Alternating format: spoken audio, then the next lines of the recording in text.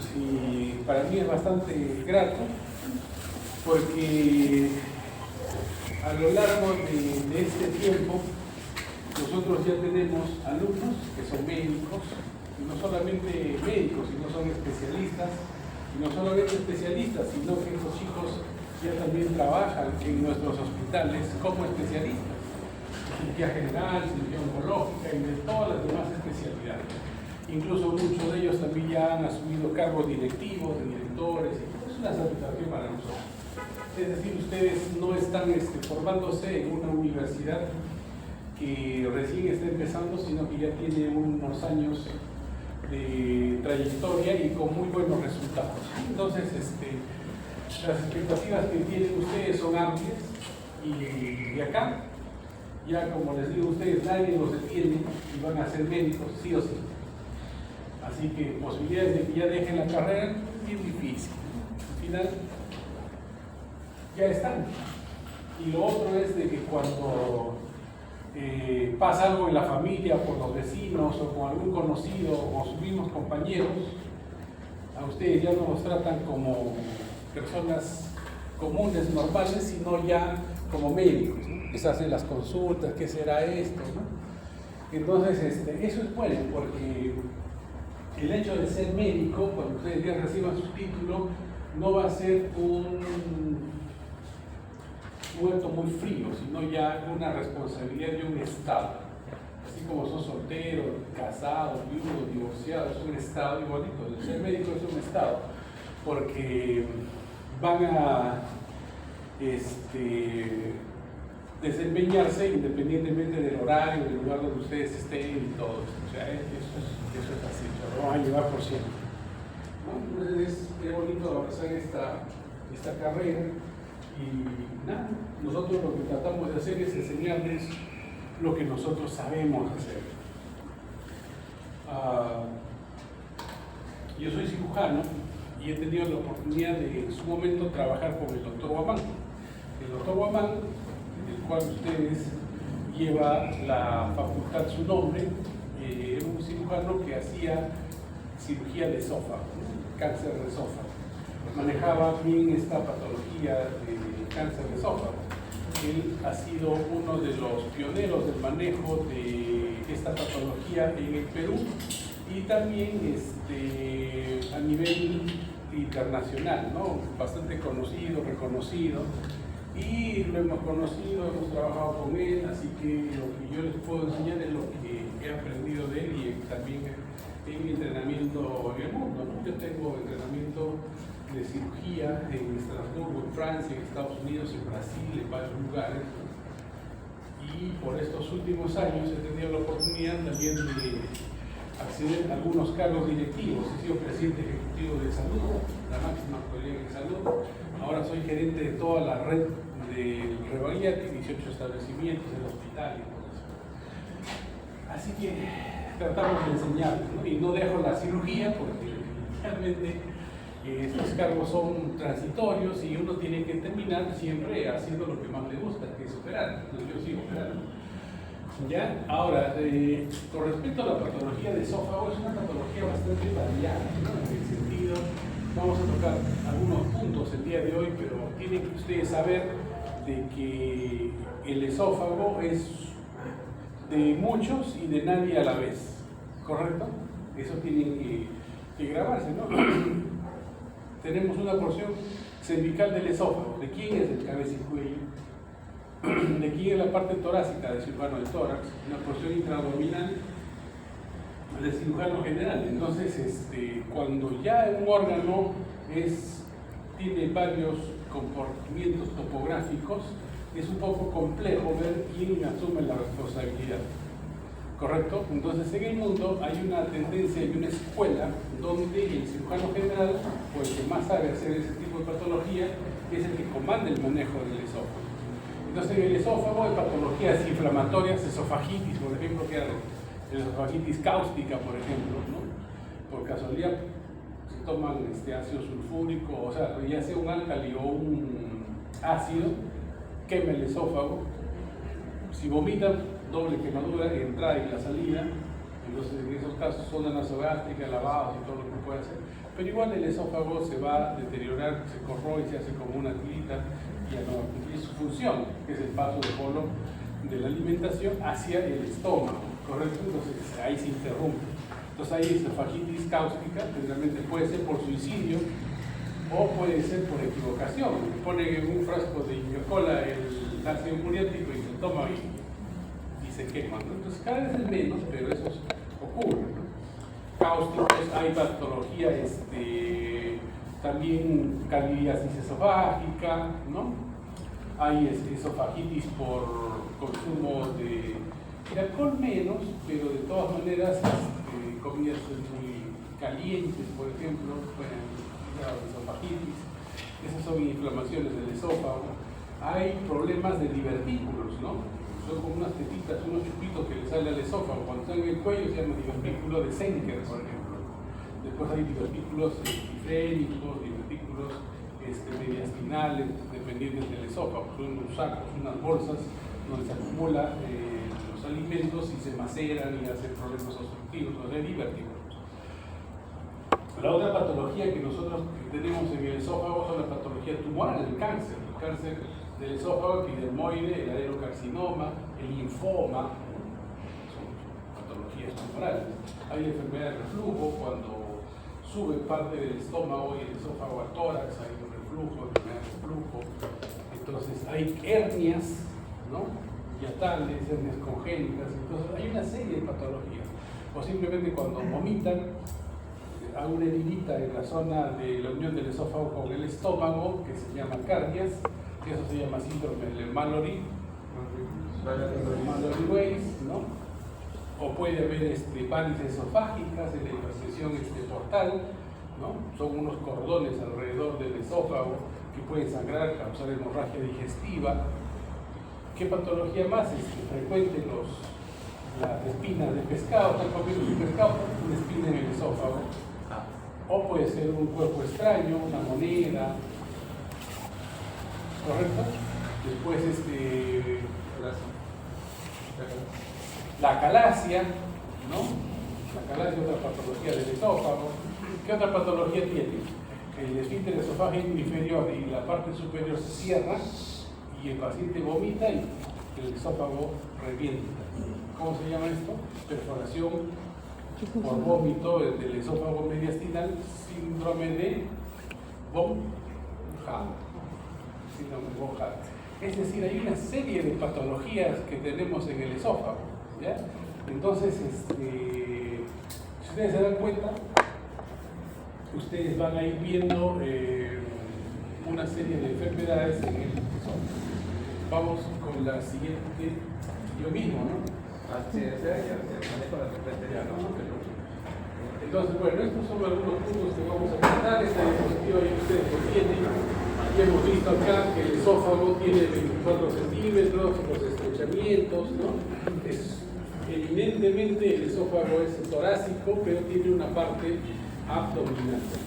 Y la relación, miren, por delante del esófago está la tráquea, la porción membranosa de la tráquea, está la aorta, que lo va a acompañar, y los bronquios, hay ganglios.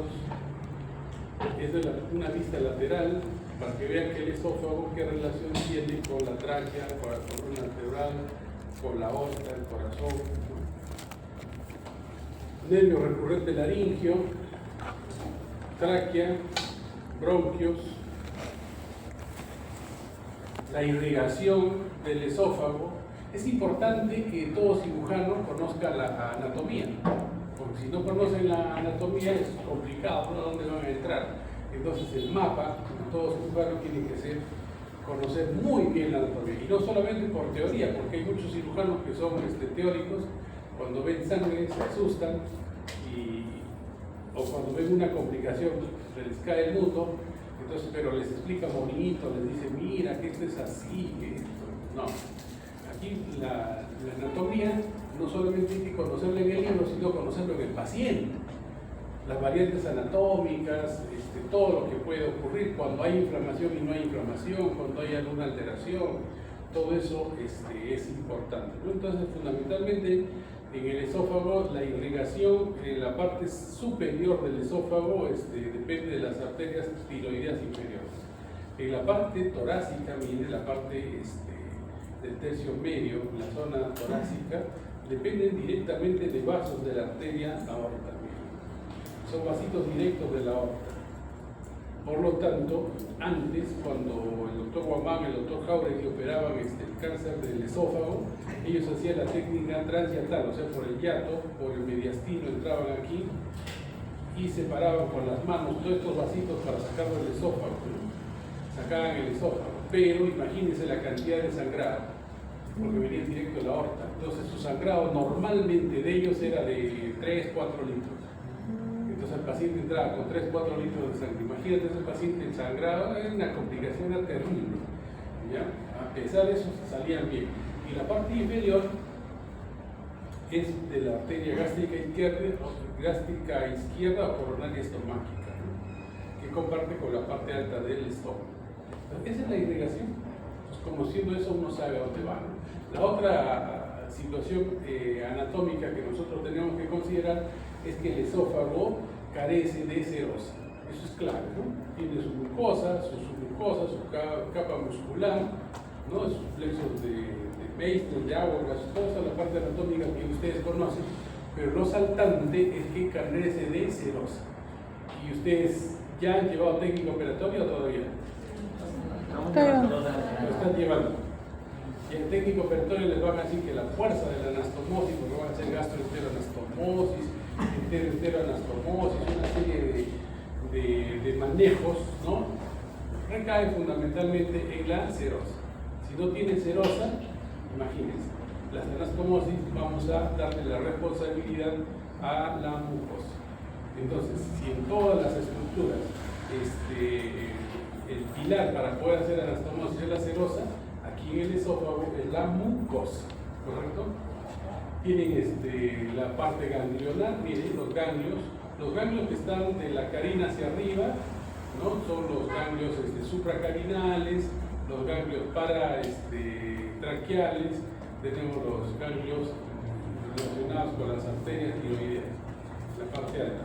En la parte inferior, debajo de la carina, los ganglios van a estar bien pegaditos al esófago, ¿correcto? Bien pegados al esófago. Y esa es una gran ventaja que nosotros tenemos, porque al remover el órgano prácticamente estamos sacando todos los ganglios. Aquí sí se puede hacer una disección, se debería hacer una disección, pero en la parte inferior, ya sacando el órgano, estamos retirando toda esta cadena ganglionar.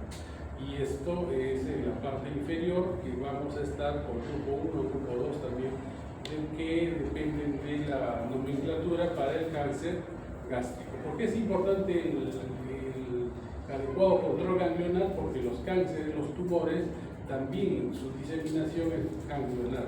Por eso que cuando hacen ustedes el estadiaje, van a tener el T del tumor, que está en el órgano, el N de los ganglios, que van avanzando, ¿no? Que es la progresión de la enfermedad, y la M de metástasis, que es a distancia, puede ser pulmonar, al hígado y todo. Y es tienen el TNM. ¿Ustedes han escuchado hablar del TNM o no? Ya no solamente es para cáncer de esófago, sino para todas las patologías oncológicas, ¿no? La vena ácidos, ¿no? Y esta es la parte anatómica normal, el esófago, el estómago, ¿no? Esta es la anatomía normal, o sea, el esófago va a ingresar al abdomen perforando el diafragma en una zona que se llama hiato esofágico con los dos pilares, ¿no? Derecho e izquierdo, y eso es lo normal. Cuando se pierde esa anatomía, vamos a tener las famosas hernias, ¿no? Y las hernias van a condicionar a la enfermedad de reflujo gastroesofágico. Miren, estas son las hernias que nosotros tenemos en el diafragma. Tenemos las hernias congénitas y las adquiridas, ¿no? La de Morgani, la paraesofágica, la hiatal, se consideran como hernias congénitas. Incluso estas hernias paraesofágica y hiatal sí podrían también ser adquiridas posteriormente, ¿no? O sea, no son del todo congénitas la gran mayoría. Y las adquiridas siempre son las rupturas traumáticas. ¿Por dónde salen las hernias? Las hernias normalmente las de Morgani salen por la parte anterior, las hiatales por el hiato esofágico, son las parahiatales, y las de Borsdalek son las posteriores, que puede ser tanto derecha como izquierda. Estas son las hernias. Las hernias son los orificios por donde sale el contenido abdominal de un lugar a otro. Esa es la definición de hernia, ¿no? Reflujo. Enfermedad por reflujo gastroesofágico. Normalmente todo el contenido del bolo alimenticio va a llegar por el esófago y llega al estómago. Y normalmente del estómago empieza a avanzar al duodeno, intestino delgado, el proceso de absorción, colon y llega al ¿correcto? Esto es lo normal y lo habitual. Ahora, ¿qué es lo que ocurre? Miren, ¿qué están observando ustedes con respecto a la primera imagen? Una hernia yatal. Una hernia y sale por el hiato esofágico. ¿Cómo se llamará? Yatal. Hernia yatal. Súper sencillo. ¿Sí o no? Una hernia que sale por el hiato esofágico, hernia yatal. Entonces, en este caso, el esófago ha traccionado a parte del estómago hacia el fondo, hacia el tórax. Entonces, es una hernia yatal. Causa número 1 de enfermedad de reflujo gastroesofágico. Reflujo gastroesofágico. Factores que contribuyen o causas: hernia yatal, obesidad, el embarazo también y algunas entidades clínicas, ¿no? Entonces,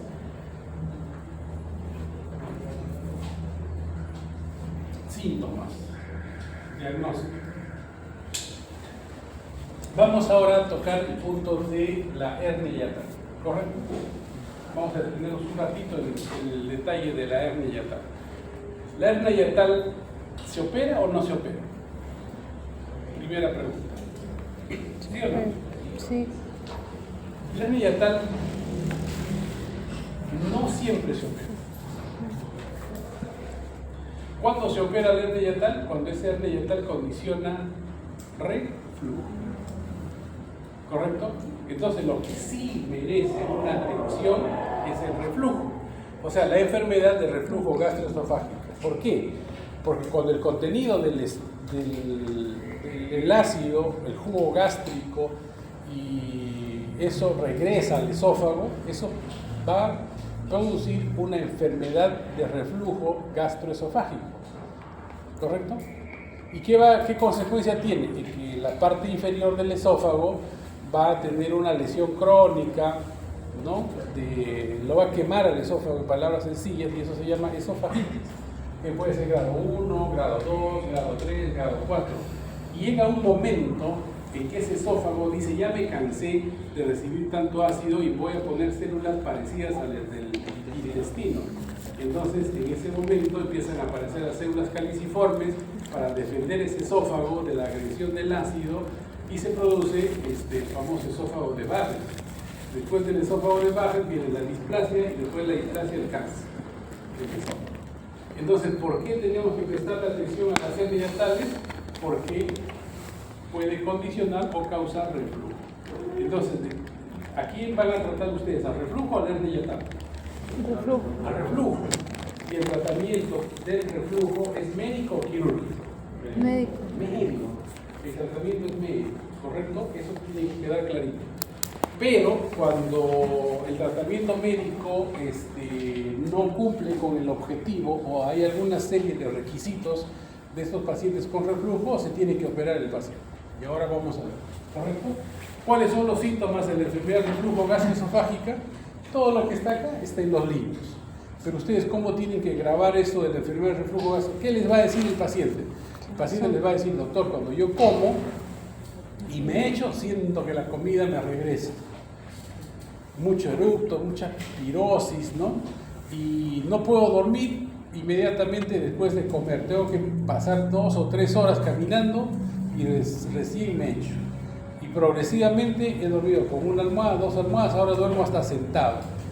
Esa es la historia típica de un paciente que va con una enfermedad de reflujo. O el paciente tiene tos, he ido al neumólogo, he ido a todas partes, me han hecho los exámenes, no tengo nada en los pulmones y estoy con tos. Eso también. Porque comparten la inervación, la tráquea con el esófago. Entonces, por reflejo empiezan a tener tos sin tener un componente respiratorio y sí es un problema de reflujo. Entonces, en esta situación nosotros tenemos que considerar una enfermedad de reflujo.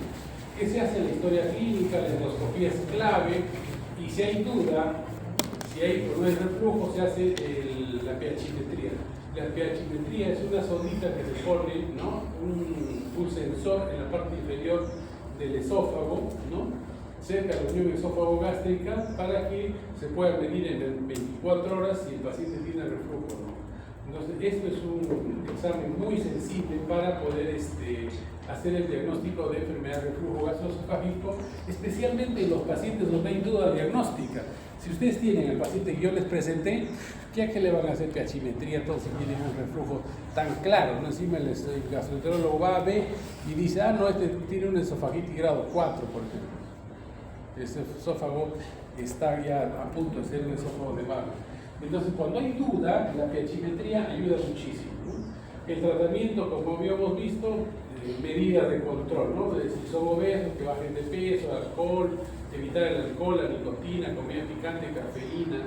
Y la medicación ya se ha retirado esto, ya tengo que actualizar también los bloqueadores H2, ya no se está comercializando por su relación. ¿Qué es lo que está pasando con la ranitidina y todo eso? ¿Ustedes enteran ustedes o no? Cáncer. ¿Ah? Menos dice cáncer. Produce, Cáncer. es carcinogénico. Sí, ya no. Y no de bomba, sí, el omeprazol. Y la cirugía, que la fundoplicatura, o también por los gastroenterólogos están haciendo poliendoscópica, que son los endoscopos. ¿En qué casos la enfermedad de reflujo gastroesofágica requiere un tratamiento quirúrgico? En los casos de esofagitis grado 3, grado 4, reflujo rebelde al tratamiento, menores de 55 años con tratamiento de por vida, de inhibidores de bomba, reflujo progresivo, cada vez es peor el reflujo, reflujo nocturno con pHimetría demostrada y esfínter esofágico inferior incompetente. Síntomas atípicos, especialmente respiratoria, que no responden al tratamiento médico, ¿no? Esas son las indicaciones que tenemos para que un paciente sea quirúrgico desde el punto de vista de la enfermedad de reflujo gastroesofágico.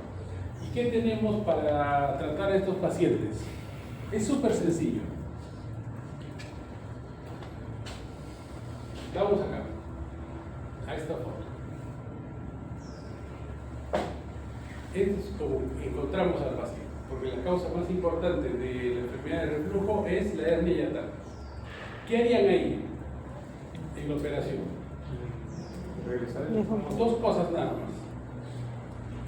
Regresar el estómago al abdomen con parte del esófago y evitar que regrese. Súper sencillo. Entonces, en el primer tiempo hacen toda la cirugía para bajar el esófago, el estómago al abdomen, y en el segundo tiempo ustedes tienen que hacer que esto no suba. Y dos formas para hacer que no suba. El hiato esofágico lo cierran, no completamente, el esófago tiene que pasar besando, cierran el hiato con dos puntos, los pilares, y lo otro, envuelven al esófago intraabdominal con el fondo gástrico, y eso se llama fundoplicatura, para evitar que suba. Entonces ya lo bajan, cierran el hiato y encima le hacen una funda al esófago para que no pueda subir. Esa es la cirugía. ¿Cómo se llama? Fundoplicatura de Nissen de tipo laparoscópico. ¿Correcto? Esto mismo. Puede ser la fundoplicatura, miren, acá ya han disecado y han bajado al estómago y al esófago. ¿Correcto? Ahora, ¿qué se tiene que hacer? Evitar que suba. Para evitar que suba, se ponen puntos en el hiato, porque está abierto, se pone para que pase exacto el esófago. Pero no es suficiente, sino que con el fondo del estómago tienen que hacerle como una chalina acá para evitar también que suba. Doble seguro, ¿sí o no? Cierran el hiato y encima hacen una fundoplicatura. Entonces, la fundoplicatura puede ser total o parcial. Total es 360 grados, da toda la vuelta completa como acá, miren. Y parcial cuando solo hacen la parte posterior o la parte anterior. Ya, y con elongación de esófago, cuando el esófago es muy cortito, se pone una sutura automática y se hace como una elongación de esófago. Bueno, esos son detalles técnicos que un poco difíciles si es que no lo ven bien. Tipos de fundoplicatura, mira, Nissen es 360 grados, da la vuelta por la parte posterior del esófago y se vuelve a unir con la otra porción del fondo en la parte anterior. Entonces esto se llama fundoplicatura de Nissen. La fundoplicatura posterior también, porque el fondo pasa por la parte posterior, pero no se llega a unir en la parte anterior con la otra porción del fondo del estómago, se llama tupé. Este es 360 grados y este es 180 grados. Esta es la DOR, es una anterior, 180 grados pero anterior. Entonces tenemos las tres fundoplicaturas clásicas. Nissen, 360 grados posterior, tupé, 180 grados posterior y la DOR es 180 grados anterior. ¿Clarito, sí o no? ¿Ya? ¿Cuál es la que se utiliza actualmente y por muchos años? Es la fundoplicatura Nissen. Correcto, Nissen. La tupé, la DOR, por ejemplo, alguien me habló de acalasia. Cuando se hace acalasia se hace la cardiomiotomía y se hace una DOR, o sea, una fundoplicatura anterior. El tupé es cuando el esfínter esofágico inferior está muy hipertónico, ¿no? Entonces puede haber una estenosis ahí en la parte del esófago, en la parte inferior, entonces se hace un tupé. Pero yo particularmente he aprendido a hacer fundoplicatura de Nissen a todos y siempre me ha ido bien. Yo aprendí en Estrasburgo, en Francia, con Dalmash, a hacer este tipo de cirugía y él tenía en ese momento 6.000 casos operados de fundoplicaturas, todos Nissen y nunca tuvo problemas, entonces aprendí de él.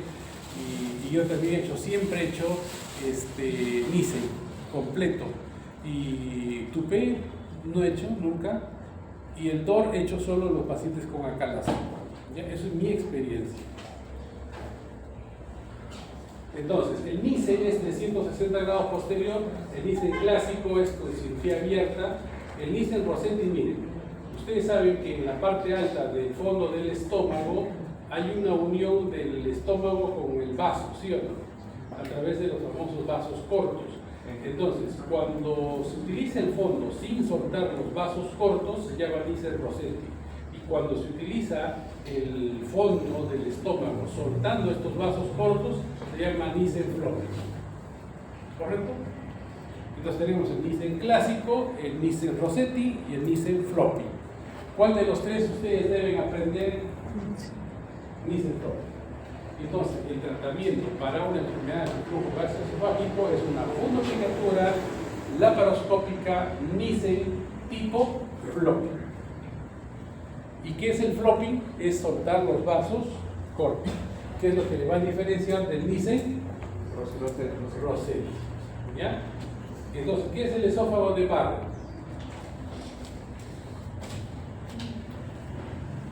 Ahí, mejor ahí. Entonces, lo que quiero que ustedes sepan y tomen conciencia cada vez es de que todo en el organismo está y tiene su razón de ser. ¿Correcto? ¿Qué tipo de células tiene el esófago? Tiene un tejido escamoso, o sea, tiene un tejido poliestratificado, plano, no queratinizado, porque la piel es queratinizado y ahí es no queratinizado, ¿correcto? No tiene queratina. Entonces, es epitelio. Entonces, si hay un cáncer en el esófago, sería un cáncer de tipo escamoso, ¿no? Un epidermoide, ¿correcto? Pero, ¿qué es el esófago de Barrett? Miren, para que entiendan nada más esto. Cuando ustedes comen, llega todo al estómago, el estómago, ¿qué pH tiene? Ácido, ¿sí o no? Tiene un pH ácido. Y este pH ácido, más el bolo alimenticio, más la comida y todo, eso se forma el famoso quimo, ¿no es así? Y luego el quimo va a bajar al duodeno. Entonces, cuando baja al duodeno ¿qué está llegando? ¿Una sustancia ácida o alcalina? Ácida, ¿sí o no? Ácida. ¿Y cómo se tampona? Porque el jugo pancreático y el jugo biliar es alcalino y pH neutro, y sigue avanzando ya neutro. Miren lo maravilloso. Pero ¿qué es lo que ocurre si es que del estómago ese contenido ácido empieza a regresar al esófago? El esófago dice, un ratito, me está lanzando lo mismo que al duodeno, porque esto no es el camino. Entonces voy a poner células parecidas a las que existen en el duodeno, para que aguante. Entonces, cuando hay ese proceso de cambio de las células y empiezan a aparecer células caliciformes, ya se llama esófago de Barrett. ¿Qué quiere decir el esófago de Barrett? El esófago de Barrett ya va a traducir una enfermedad de reflujo gastroesofágica de mucho tiempo. Y después del esófago de Barrett ya viene la displasia y viene el cáncer del esófago. Entonces, ¿y qué cáncer de esófago? ¿Epidermoide? No, porque hay glándulas. Entonces sería el adeno. ¿Cómo se llama la glándula? Se dice a las glándulas adeno, ¿sí o no? Entonces el cáncer del esófago distal es del adenocarcinoma, que viene del esófago de Barrett, que en defensa propia del esófago puso esas células, ¿correcto? Entonces, eso es el esófago de Barrett, no es nada complejo.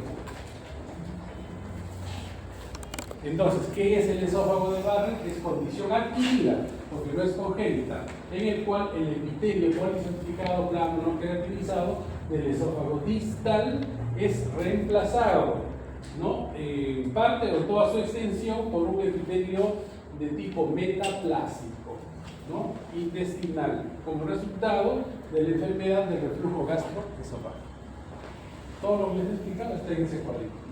Si leen ese cuadrito y se tratan de aprender, va a ser complicado, pero si ustedes me entienden, no hay ningún problema. ¿Correcto? Entonces, eso es el esófago de Barrett. Miren, endoscópicamente se ve así, los gastroenterólogos son súper especialistas en ver y decir, este es un esófago de Barrett o no, y si tienen duda le hacen una biopsia, ve el patólogo, células caliciformes, eso es el esófago de Barrett. El esófago de Barrett puede ser largo, puede ser el corto, y lo más difíciles son los intracardiales de hacer el diagnóstico, ¿correcto? Y bueno, un poco reflujo, ¿no? Esto es lo que quiero que se quede grabado, ¿no? Porque no ocurre nada de la noche a la mañana, especialmente en lo que es cáncer, ¿no? No ocurre que hoy día no tenía y mañana tiene el cáncer. Esto pasa con el tiempo. Por eso que a partir de los 45, 50 años, cada 5 años endoscopía. Y cada 10 años colonoscopía a partir de los 50 años. Eso es lo que se recomienda para hacer el control del cáncer del tubo digestivo. Entonces, de un esófago normal pasa a una metaplasia columnar, que es una entidad intermedia, y luego pasa a la metaplasia intestinal. Empiezan acá a hacerse las columnas, aparecen las células caliciformes y ya estamos en una metaplasia intestinal. Esto es el esófago de Barrett. Y luego viene la displasia y viene el cáncer de esófago. ¿Se dan cuenta cómo va avanzando? De acá a acá, 5 años, de acá a acá, 5 años, de acá a acá, 5 años. Es el periodo que demora en pasar de un lado a otro, ¿no?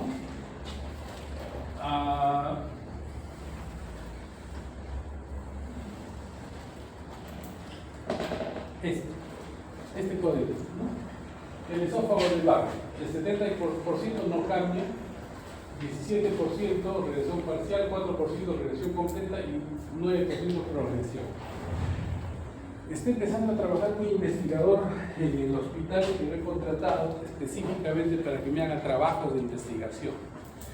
Ya, entonces me deben dar productos, entonces los productos les voy a solicitar. ¿Por qué? Porque este cuadro que traduce el tratamiento. Si el paciente tiene un esófago de Barrett y tú le haces una cirugía, ¿cómo va a mejorar? Esta es una tabla americana, pero en mi experiencia o la experiencia que nosotros tenemos, gran cantidad de los pacientes, por no decir más del 50% de los que hemos operado, estando como esófago de Barrett, han regresado al esófago normal. O sea, este cuadro es para los gringos, pero para nosotros es mucho más manejable. Pero eso tenemos que demostrarlo estadísticamente. Ahora, ¿qué es lo que ocurre? ¿Hasta qué momento ustedes pueden ofrecerle una cirugía antirreflujo al paciente? ¿Hasta qué momento? ¿Ya? Escuchen. Bien, esofagitis grado 1, tratamiento médico. Esofagitis grado 2, tratamiento médico. Esofagitis grado 3, ya tiene indicación quirúrgica. Grado 4, indicación quirúrgica. Esófago de Barrett, indicación quirúrgica. Luego del esófago de Barrett, ¿qué viene? Neoplasia. Displasia. La displasia puede ser leve o severa. Cuando la displasia es leve, podrían entrar hasta ese momento a hacer una cirugía de reflujo. O sea, una fundoaplicatura ni en la laparoscopia. Pero si la displasia ya es severa, eso ya se considera como un cáncer in situ.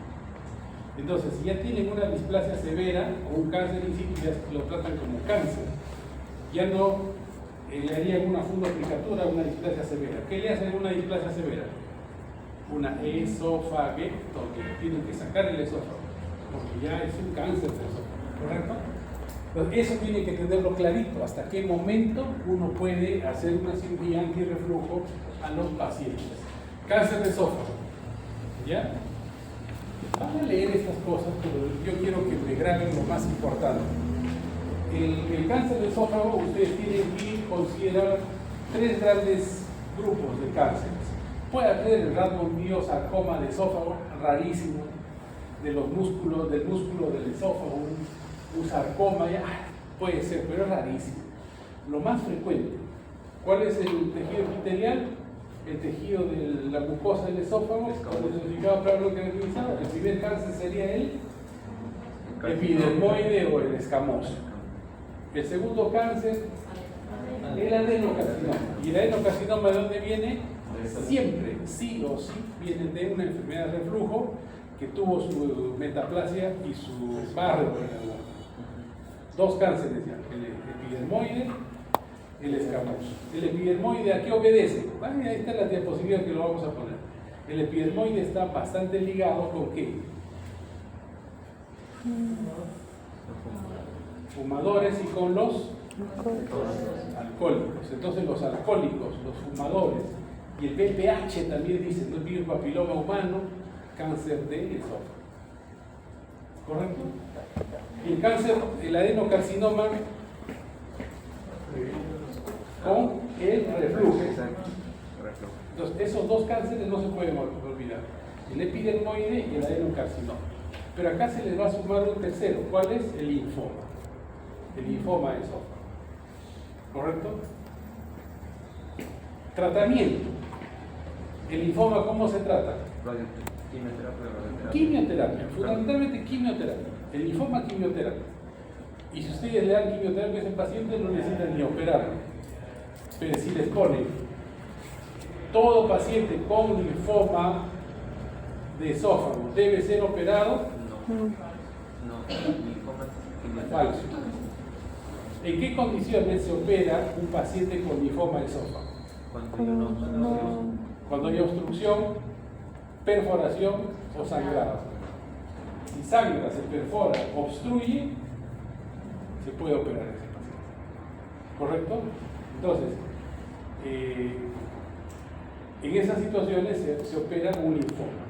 Pero de entrada, el tratamiento de linfoma es quimioterapia. Antes decía que el epidermoide, el tratamiento era radioterapia, pues son radiosensibles. Le da radioterapia, fundes y se acabó el problema y ya está. Pero no es así. Se disminuye el tamaño, quedan las células, dejas después y otra vez vuelve y es una jarana, eso es cáncer del esófago. Entonces, los epidermoides actualmente se les da radioterapia preoperatorio y luego lo operas al paciente. Y nosotros hemos hecho cirugía de este tipo, ¿no? Pacientes que han tenido un cáncer de esófago avanzado, epidermoides, radioterapia, se bajaba el estadiaje y lo operábamos con excelentes resultados. Entonces, en el epidermoide es radioterapia más cirugía. Y en el caso del adenocarcinoma, ni la radioterapia ni la quimioterapia han demostrado ser tan efectivos como la cirugía. O sea, ahí sí o sí, el tratamiento de elección en los adenocarcinomas es cirugía. ¿Y cuál es la cirugía? Esofaguectomía. ¿Correcto? Entonces ya tiene el manejo de los cánceres más frecuentes. ¿Cómo se diagnostica un cáncer de esófago? Mira, acá están los síntomas: disfagia, pérdida de peso, hidrofagia, reflujo, bueno. ¿Cómo se diagnostica? Mira, y esta es la proporción, incidencia del esófago cervical 8%, torácico alto 3%, la mayoría en el tercio medio y tercio inferior. y los cardiales también son altísimos, ¿no? Entonces, infracarinales, casi todos los cánceres de esófago. Felizmente, porque más arriba es muy complicado el manejo. Estadiaje.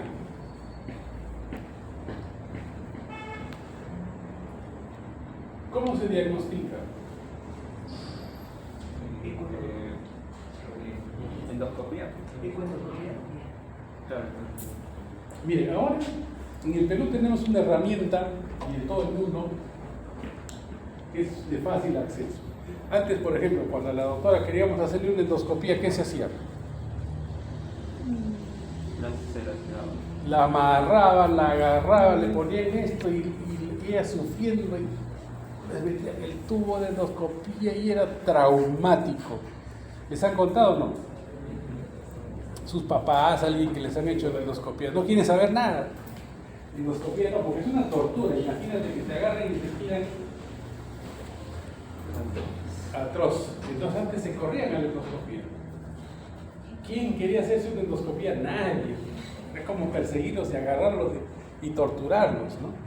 Actualmente no. Mira, yo me he hecho 2 endoscopías o 3, no, 2 endoscopías. Ni recuerdo las endoscopías.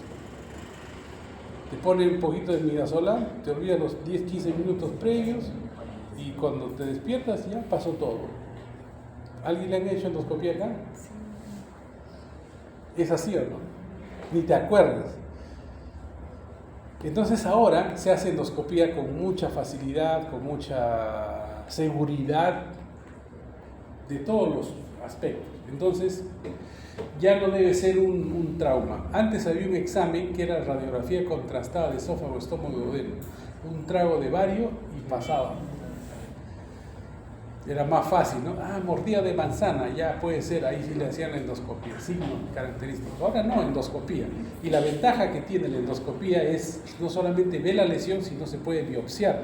Y con la biopsia sabe si es un epidermoide, es un adenocarcinoma o si es un linfoma. Endoscopía. Y luego ya, cuando tienes el diagnóstico endoscópico y de la biopsia, que es un cáncer de esófago, viene el famoso estadiaje. En el estadiaje tienes que ver 3 cosas. ¿Cuáles son? Tumor, ganglios y metástasis.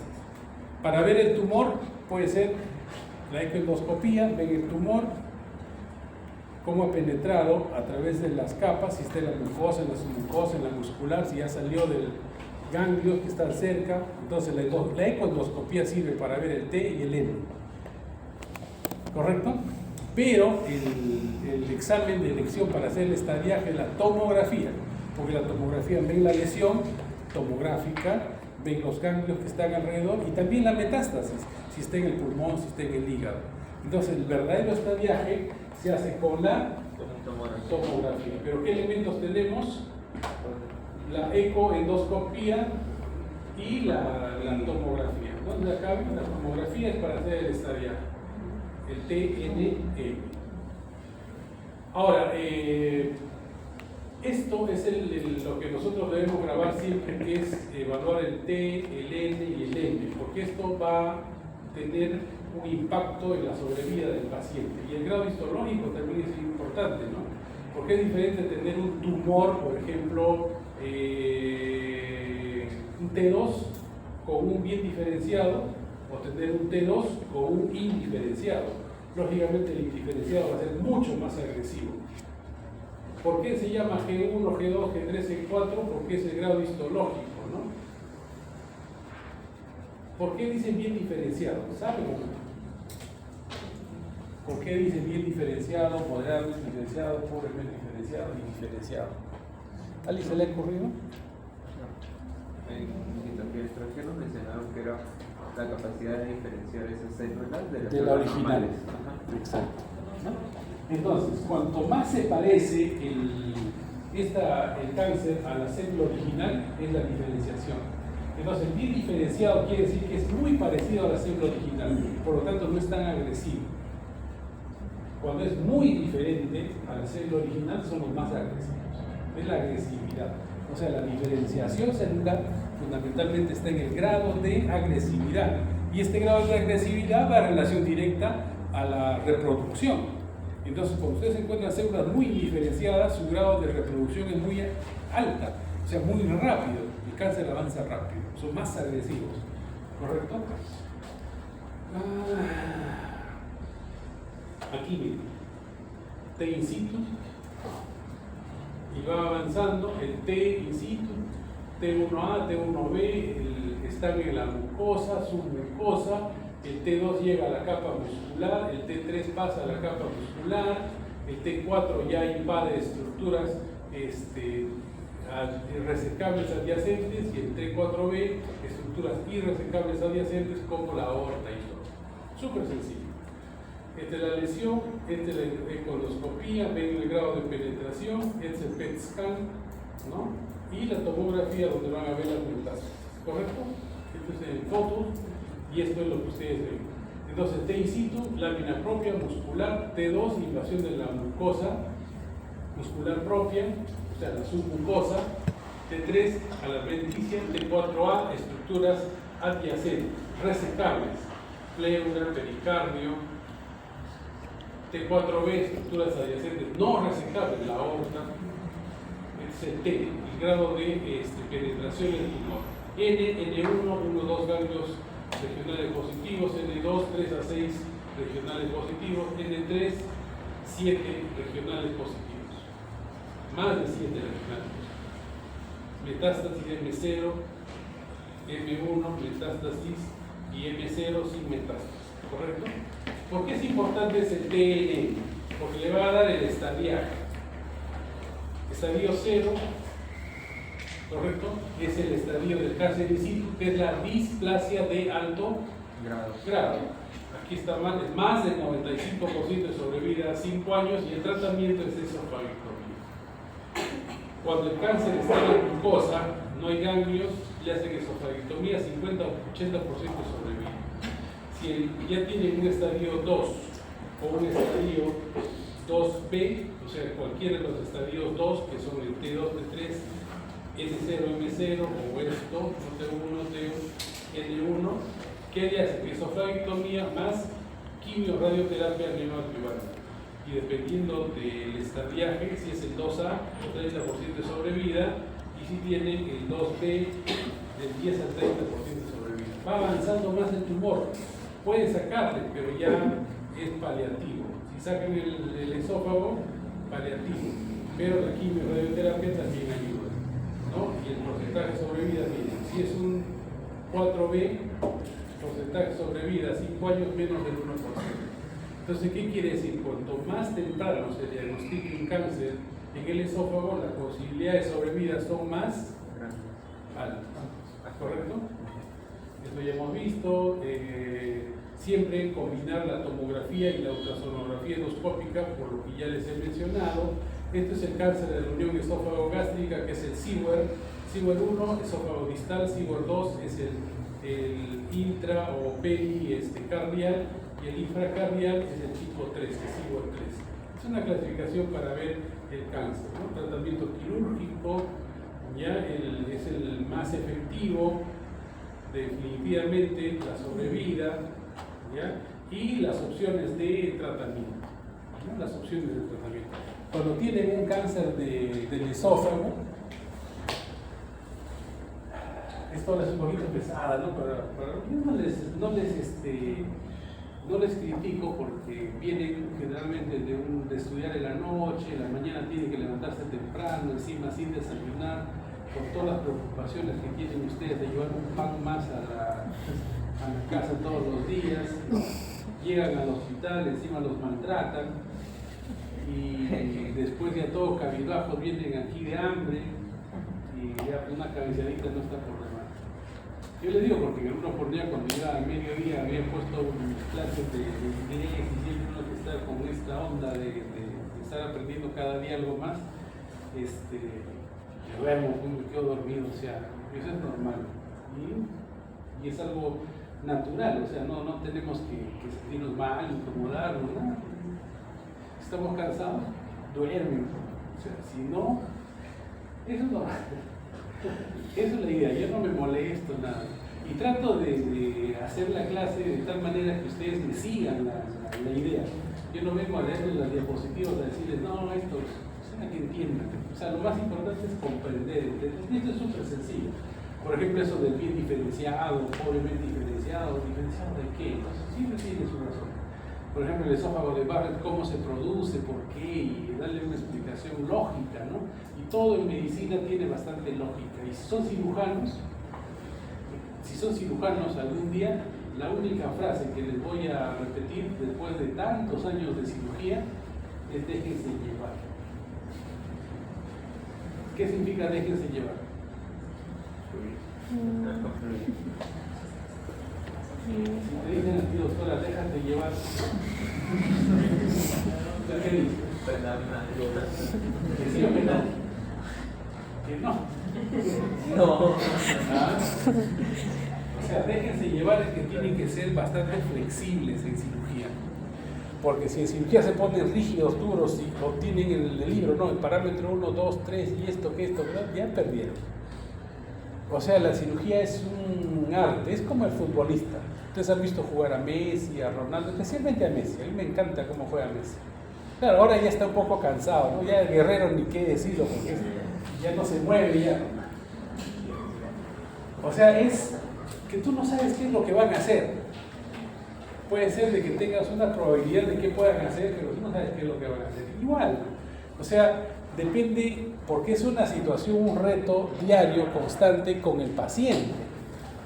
Entonces ahí hay la variante del paciente y tú. Sabes cómo va a ir esto, cuál es el resultado final, pero la forma de enfocarlo es una forma en que ustedes tienen que dejarse llevar y tienen que hacer lo más sencillo posible, lo más ilógico posible, o sea, de la forma más natural. Por eso cuando la doctora le dice déjese llevar, la doctora piensa otras cosas y dice no, pues yo no me dejo llevar.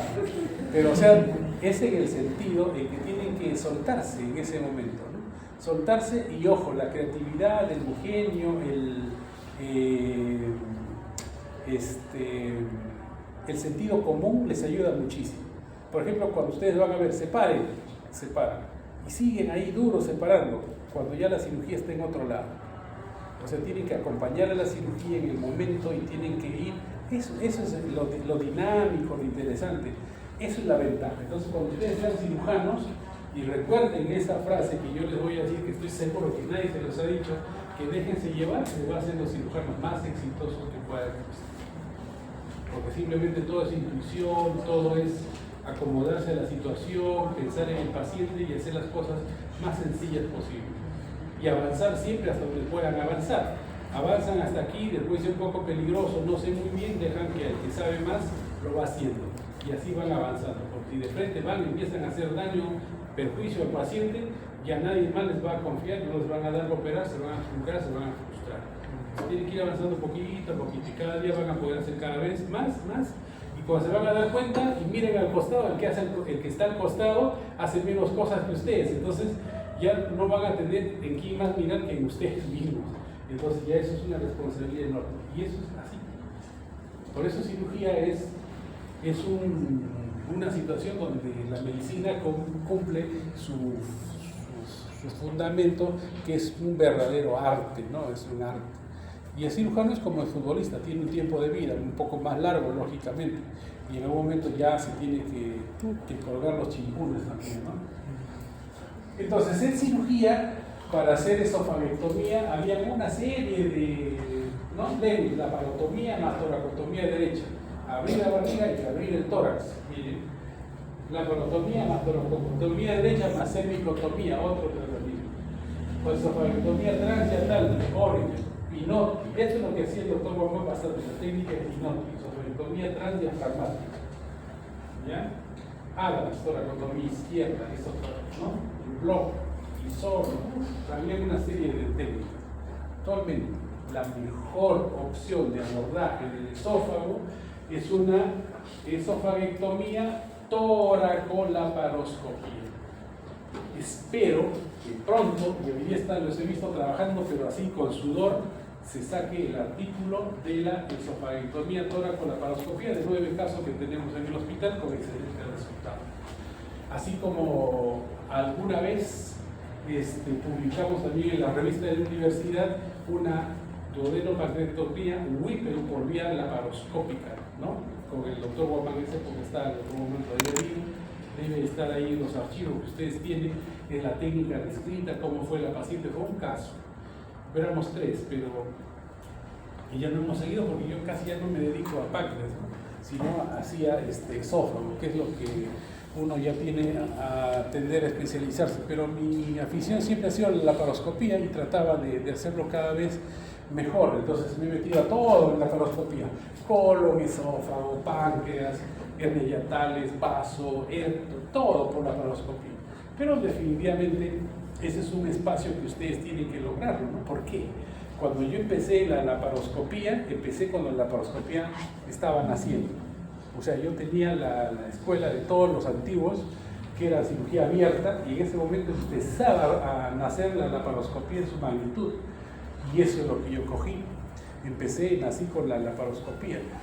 Y ustedes son laparoscópicos, o sea, per se. ¿Por qué? Porque tienen toda la tecnología. A un chiquito le hace el celular, 2 añitos ya, ve su YouTube, hace todo, y sin problemas. No saben ni cómo, ya les bloqueó el celular. Ustedes están como locos y ya está. Porque nacieron con esta tecnología. Entonces ustedes son tecnológicos. Ahora que ya solicité el sistema robótico para mi hospital 2, y así en salud vamos a implementar el sistema robótico, van a ser ustedes los cirujanos robóticos. ¿Correcto? Desde su casa van a estar a la medianoche, ya estoy cansado, con su consola y van operando. Y va a llegar un momento, de repente, desde el celular van a hacer una operación a distancia. O sea, todas las cosas que vienen, ¿no? La telecirugía, actualmente se está haciendo telecirugía. Ustedes están en un país, de China han hecho varios, ¿no? La primera telecirugía fue la que se hizo de Nueva York a Estrasburgo. En Nueva York, el cirujano con su consola de cirugía robótica y los brazos del robot armados, insertados en un paciente en Francia, y el otro va operando desde Estados Unidos hasta Francia. Telecirugía. ¿Correcto? ¿Y cómo salió esto del sistema robótico? ¿Por qué? Pues salió de la NASA. Porque los astronautas, cuando van al espacio, ¿correcto? Todo lo que cuesta llegar al espacio, decían, y ahora si les da un problema arriba quirúrgico, ¿quién los opera? Entonces empezaron a desarrollar ese sistema de operación a distancia, que lo cogió una empresa que se llama Intuitive y lo desarrolló, cirugía a distancia. Es así como empieza la cirugía robótica. Pero ojo, los astronautas todos se van sin apéndice, porque les da una apendicitis arriba, ¿quién los opera? Entonces, todos se van sin apéndice al espacio. Son situaciones que ustedes tienen que ir aprendiendo, comprendiendo, entendiendo cómo va desarrollándose. Es como los carros Volkswagen, ¿no? Los Volkswagen, por ejemplo, fueron diseñados para la Segunda Guerra Mundial. ¿Y funcionan con agua o sin agua? Sin agua, no necesitan de agua, ¿correcto? O sea, le han hecho una tecnología tal de que ellos podían estar en el desierto y no iban a estar llenando pues el tanquecito de agua, ¿no? Y hay unos electrocauterios, por ejemplo, que son los mejores electrocauterios que existe, que es unos portátiles, que es el famoso el Force Trayer, ¿no? El Bayer, el Force 2, por ejemplo, que lo hicieron para la guerra. O sea, son portátiles, son los mejores electrocauterios que resisten absolutamente todo y quiebran a cualquier empresa. Por ejemplo, yo me traje hace unos años en Estados Unidos un electrocauterio Force 2, hasta ahorita sigue y no se malogra, y es el mejor electrocauterio que existe. Entonces, esa situación, pero lógicamente las otras empresas dicen, oye, tanto tiempo con un electrocauterio y el otro, o sea, esas cosas se tienen que también saber, ¿no? Y ojo, cuando ustedes puedan elegir y van a elegir una especialidad, siempre inclínense por una especialidad quirúrgica, porque la especialidad quirúrgica no solamente les va a dar la satisfacción, la habilidad manual y esto, sino un estatus diferente. Y en las clínicas que tengan procedimientos, porque ojo, sus padres les pagan la universidad, y bienvenidos y felicitaciones a aquellos chicos que de repente estudian o trabajan en algún part-time para que puedan estudiar y recursearse y tratar de pagar su universidad porque tienen mucho más mérito.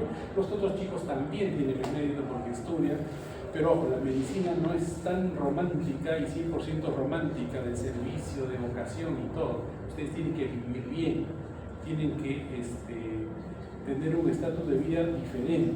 Y la medicina les da esa oportunidad, pero tienen que combinar la parte médica con la parte empresarial y con la parte de procedimientos. Entonces tienen que ser así, estar pensando. Yo en un momento llegué a tener 7 equipos de laparoscopía en diferentes clínicas en Lima, y lo que yo ganaba por una operación se multiplicaban 10 veces más por lo que eran los equipos. Entonces es así, pues uno tiene que ver en la parte también empresarial, y eso definitivamente tiene que compensar en todo lo que sus padres han hecho por ustedes y todas esas cosas, ¿no? Tienen que, cuando tengan su familia, tratar de darle lo mejor a sus hijos.